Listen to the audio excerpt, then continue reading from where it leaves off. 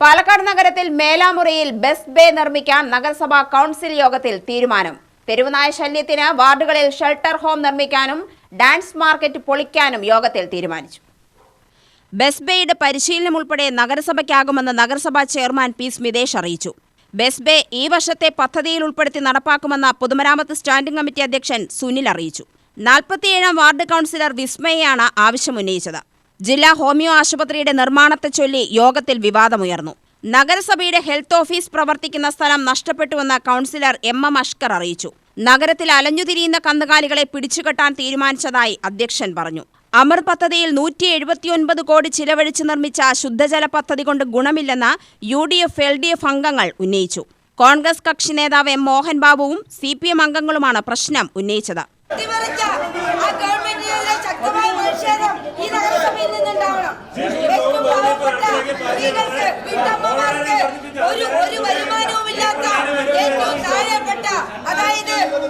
കുടുംബത്തിൽപ്പെട്ട അംഗങ്ങൾക്ക് 1000 രൂപ LDF ഗവൺമെന്റ് തുടർന്നത് നിർത്തലാക്കിയ VD സതീശൻ മുഖ്യമന്ത്രി അവർക്കെതിരെ ശക്തമായ പ്രതിഷേധം നഗരസഭയിൽ അവസാനത്തെ 2 മാസമാണ് നിങ്ങൾക്ക് കൊടുത്തിട്ടുള്ളത്.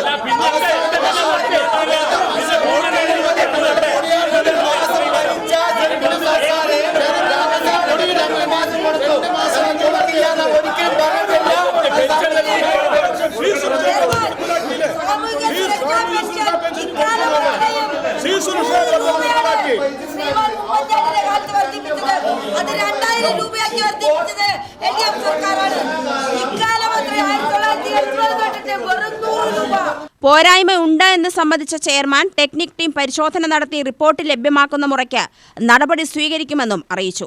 തകർച്ചാ ഭീഷണി നേരിടുന്ന വലിയങ്ങാടിയിലെ ഡാൻസ് മാർക്കറ്റ് പൊളിക്കും.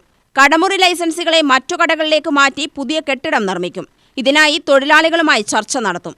സ്റ്റേഡിയം ബസ് സ്റ്റാൻഡ് പരിസരത്ത് നാടോടികൾ തമ്പടിച്ചിരിക്കുന്നതിനെക്കുറിച്ച് ജില്ലാ കളക്ടർക്ക് റിപ്പോർട്ട് നൽകും.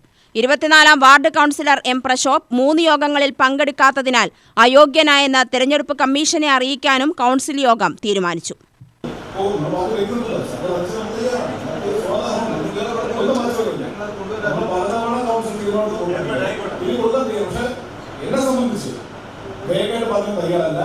ടെക്നിക്കൽ സപ്പോർട്ടിംഗ് യൂണിറ്റ് പരിശോധിച്ച് ഡാറ്റ നമുക്ക് കിട്ടും.